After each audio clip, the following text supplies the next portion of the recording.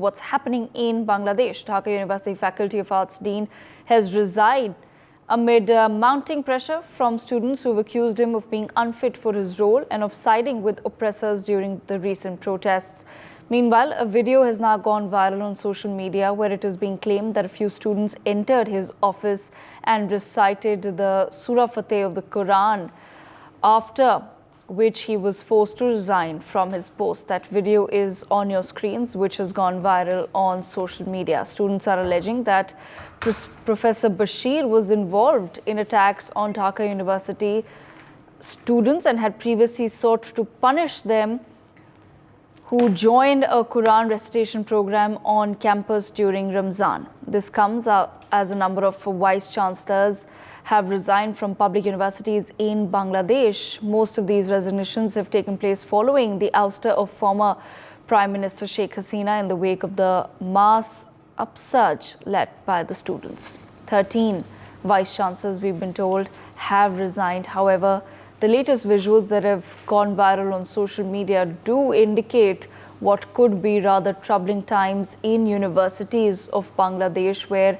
as you can see on your screens, a dean allegedly of the Dhaka University is being made to listen to the Quran before he hands over his resignation. To take this conversation forward, I have with me Major General Gigi Dwivedi. We also have with us Athar Zia. I have with me Pratim Bose, a columnist, and we also have with us Joyita Basu, editor of the Sunday Guardian. Let me begin this conversation with Mr. Pratim Bose. Mr. Bose, if you can just shed some light for our viewers on what exactly is happening on the ground in Bangladesh as far as these resignations are concerned. Most of the resignations have happened after the ouster of Sheikh Hasina. None of those who have resigned have directly said anything about the reasons. Most of them have cited health concerns and others have just simply handed in their papers. But what really is it that's triggering these spate of resignations in universities across Bangladesh? Devika, in Bangladesh, there is now a mobocracy, and in which all interest groups are fishing. So you are only seeing about resignation of VCs.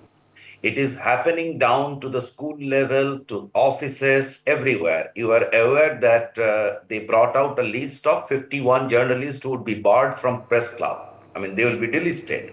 But that is only tip of the iceberg. Pressures are created on number of people down under and in newspapers to force them to get out of job. Now, why this is happening? So one way of looking at it, I don't think, the religious binary is not really applicable here. That is a subset of the overall problem. There was a government, and in Bangladesh's political environment, it always moves from one extreme to another extreme. So what happened is here there was a government for 15 years, and you know that politically it is very convenient. That is what this military government backed caretaker government has to do to justify its assumption of power, that it has to paint the previous regime in a complete, absolutely. They have to say that there was so many things that is why they are saying this second revolution and all these things. So to justify their presence. So to do that, and that unleashed a serious problem through the society. So what is happening is personal rivalries wherever they are, and people are taking advantage. Someone is putting your name in the list, and then you will be, a fatwa sort of will be issued in your name. There are loads and loads of it happening, and I'm getting calls, messages about they are so scared. Particularly journalists are shit scared over there. That any day, I mean, and particularly whosoever was not known as a India baiter. If you are an India baiter, you are safe. If Right. Hello. So if you are not a kind of secular or balanced, then you are unsafe. This is one way of looking at it. The other side that is happening together is that in the government, after the top, we are seeing only the advisors. Now, please understand that BNP is hungry for power, BNP, Jamaat, and etc. So, the posts down under, all the position down under are getting filled by them. So, what we are seeing is just actually replacing. We will see a whole lot of it, and they will occupy an entire space. Right. Okay. I want to bring in Joyita into the conversation as well. Joyita, I just want to understand from you, do you feel that this is then, firstly, why do you think Mohammad Yunus is not doing anything about the situation? And secondly, also, can this then be called an Islamist takeover of universities of Bangladesh? And what sort of a precedent is being set by the students who are walking into offices of deans and other faculty members and in a way, not only forcing them to resign. It's one thing that they have a problem with perhaps what was being taught or the way it was being taught, but this here seems that this particular incident of the dean of the arts faculty being told to resign because the students believe that he was with, quote unquote, the oppressors, which is, of course, for them, Sheikh Hasina. It is not just with the oppressors. They think that he is not Muslim enough.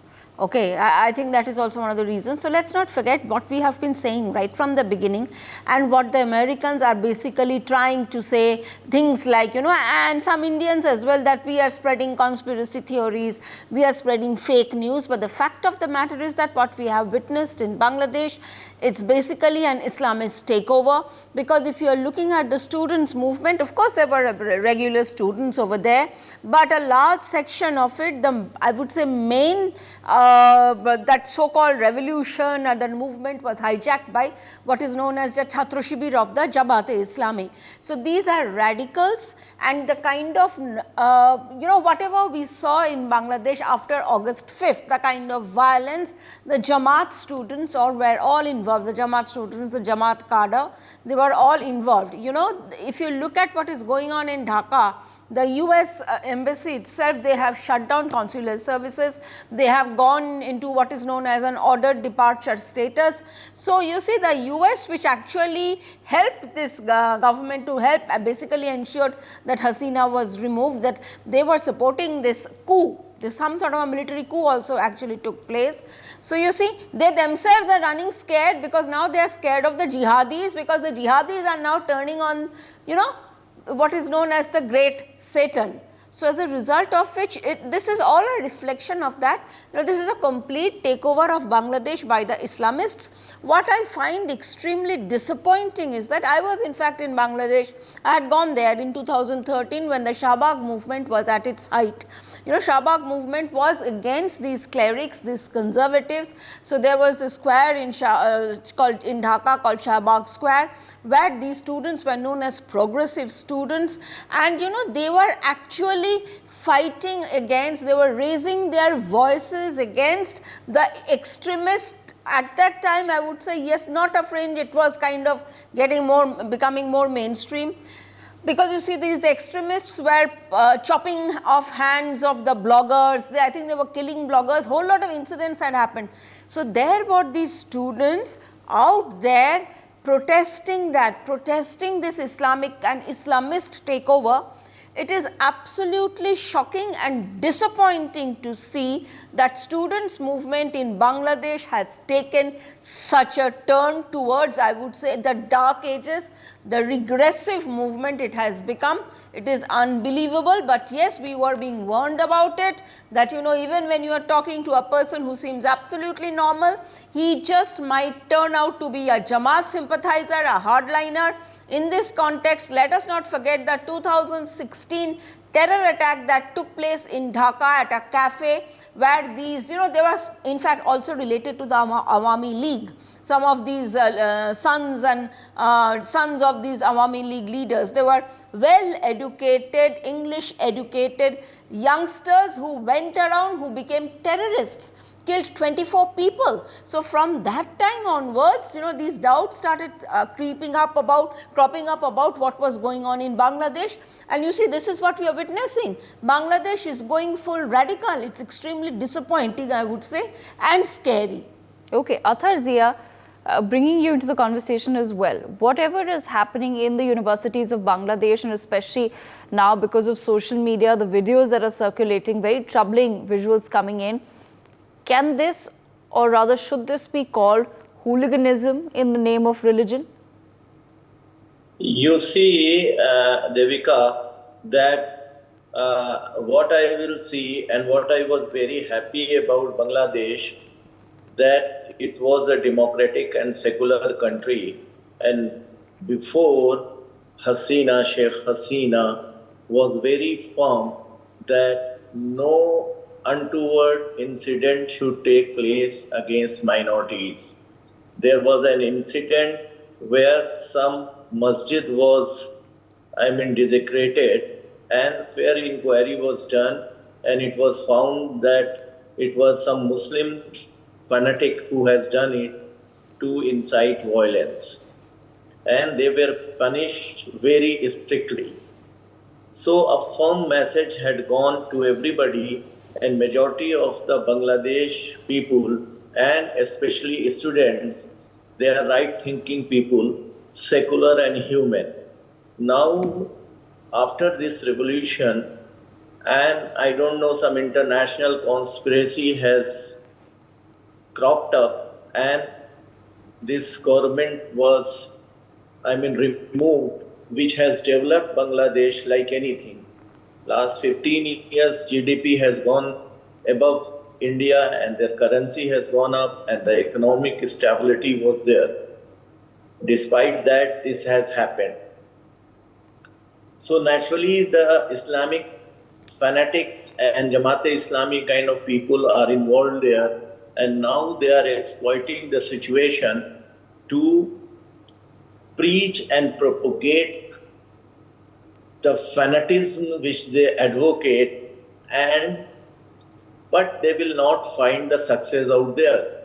Because in this upheaval also, I don't think any casualty has taken place, and the recent caretaking government of Mr. Yunus has taken firm and strict stand, and he has also threatened that I will resign if any untoward incident happens against the minorities.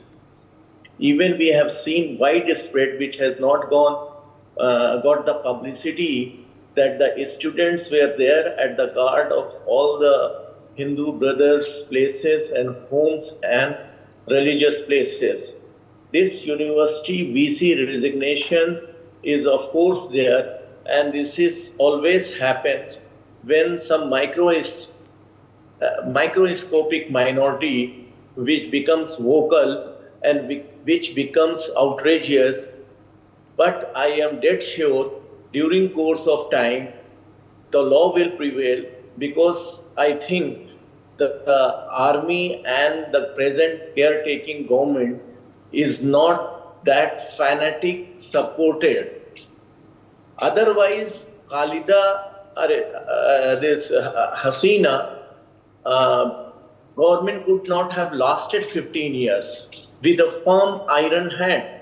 So the basic bureaucracy and the security personnel, including police, are not that vitiated, or they don't have that kind of culture where these kind of activities of fanatics could be tolerated or supported.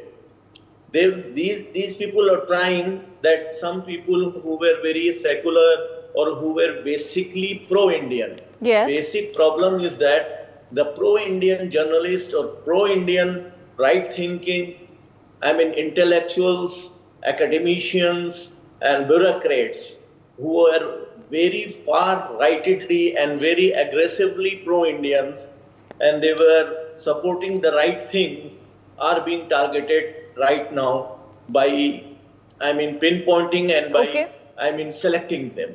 But I don't think they will succeed that. This is my perspective. Okay, Bej and Jidi Dwivedi, bring you into the conversation. Basis what the previous panelists have also said, sir, what precedent do you feel then is being set by the so-called new leadership of Bangladesh, which continues to remain silent in the face of what the students are up to now? It was one thing when the students were protesting against the Sheikh Hasina government. Now she's gone. If she's gone, how is it that the students are now turning to rather hooliganism in the name of religion, entering offices and reciting the Quran? What if other students were to take a cue and this becomes a massive religious protest? Well, Devika, first and foremost, what is happening in Bangladesh is very worrisome and in fact very scary. If you look back in the events of last about 2 months, the movement did start as a student movement and against the quota system, but gradually its color is the complexion change and it's the radical elements, Jamaatis, PNP elements who have managed to hijack this whole process. And today, what we are seeing are the radical elements who are calling the shots and silencing the moderate voices, silencing the secular voices.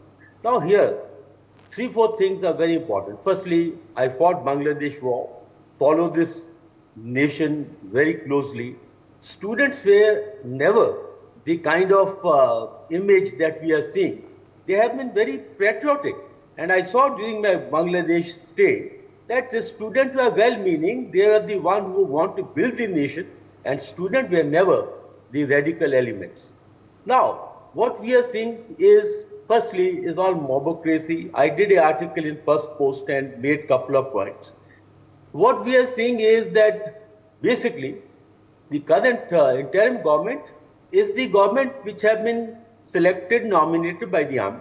So it's the army which is calling the shots. And Muhammad Yunus, who is who is heading the government, has stated that it is the student who will drive the whole process. Well, that's a great fallacy, because students today are not the kind of student we have seen, and it is the radical elements who are now gradually taking the nation. And I am afraid, and so also many skeptical about it, that second independence revolution could be quite Bangladesh heading either the Afghanistan way or the Pakistan way. Now we have to see that what next. Until army comes in and raise the radical elements, which I think already are let loose, this situation is going to go back to us. And let me state, army has a very strong hold in Bangladesh. In fact, public fears the army. They can actually turn the table. And secondly, Muhammad Yunus is only getting the power from the army. And until army steps in and control this situation is going to go to bad to worse, and there will come a time when army will not be able to control it. My last point is that it's not in the interest of the region that Bangladesh should derail into non-secular, into radical type of governance. And I think it's the time that army should step in, call the hooligans, the radical, the vandalist to step back and let the interim government begin to function. If that is not done, I think Bangladesh is slowly going to slip into further quagmire, and what we are going to see is the worst, which we all fear, and as well-wishers of Bangladesh in India, I think this will be very, very sad and unfortunate times.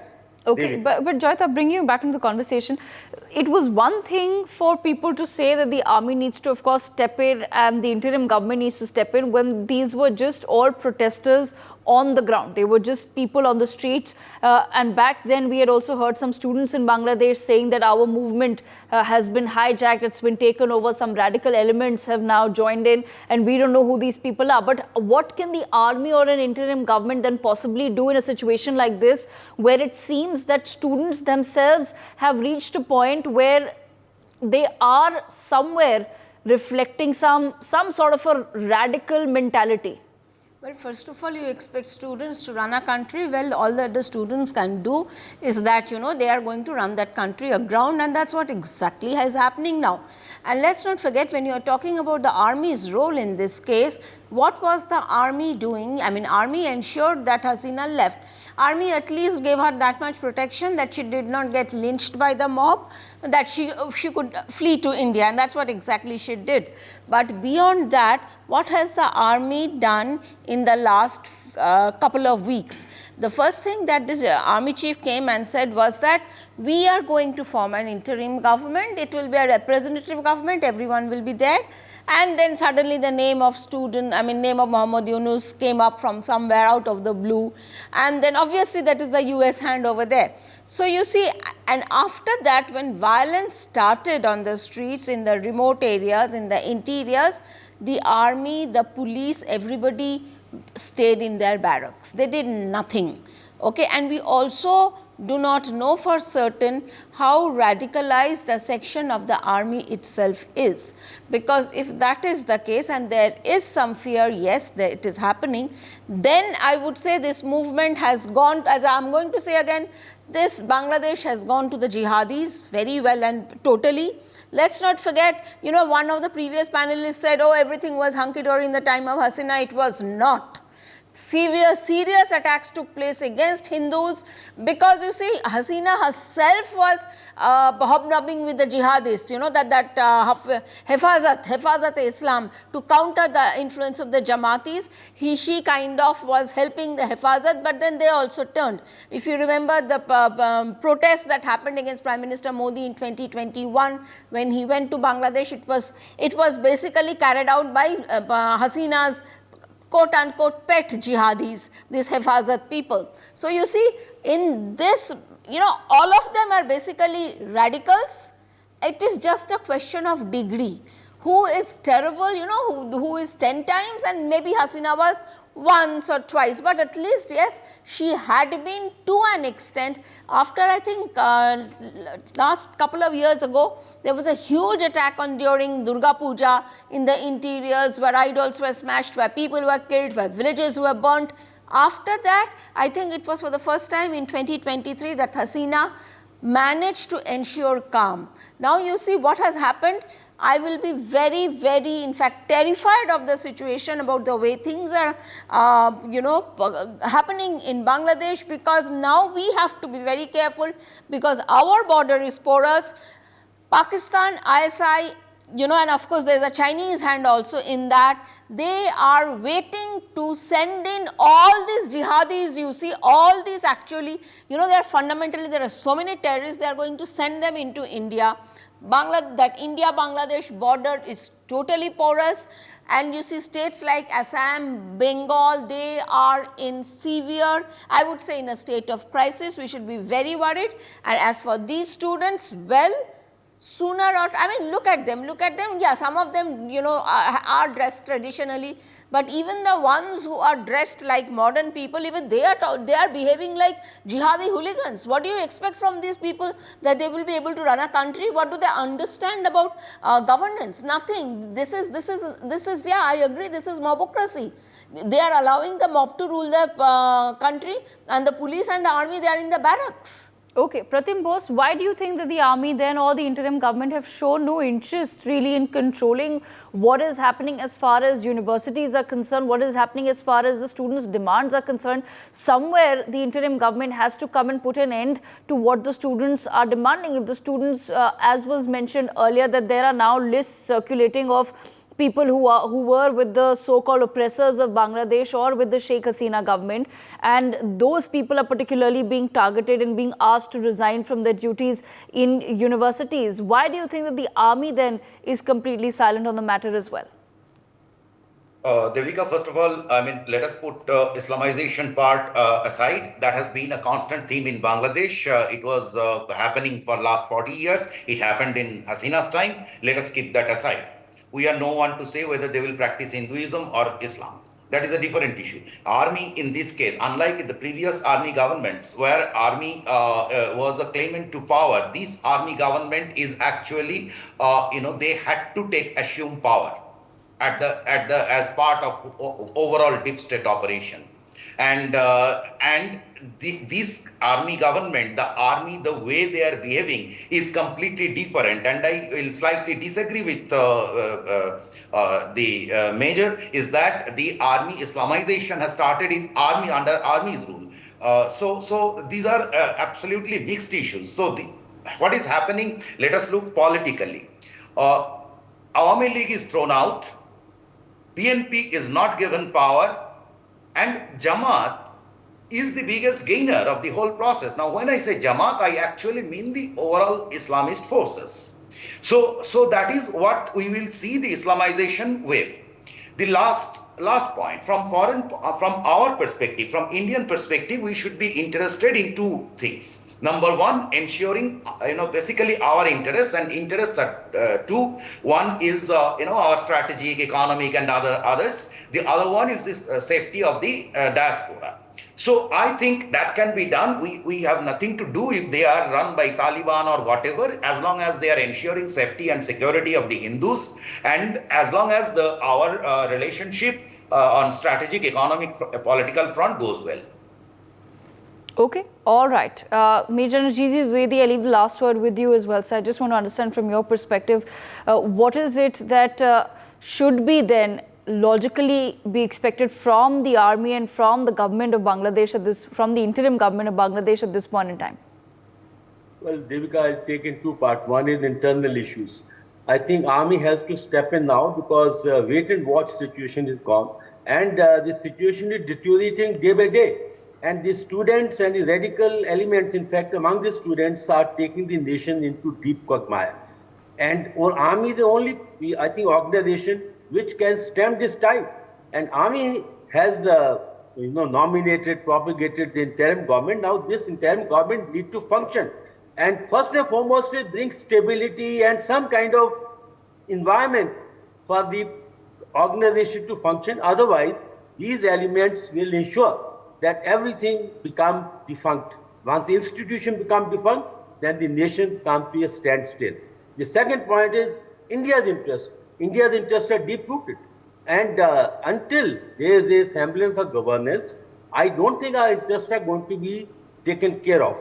And to that extent, it's in our interest and also interest of people of Bangladesh that some kind of government begins to function. And students need to step back, because students cannot run the country.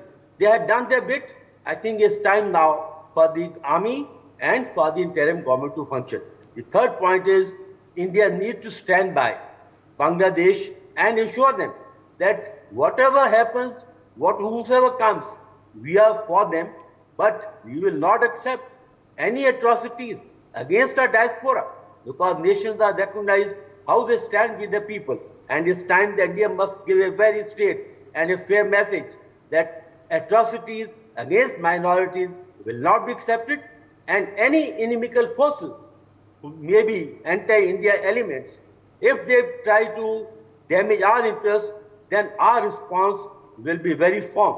And that means our response could be both soft power and the hard power response. That should go very categorically. That's how the nations behave, and that's how the nations which call themselves the powers behave.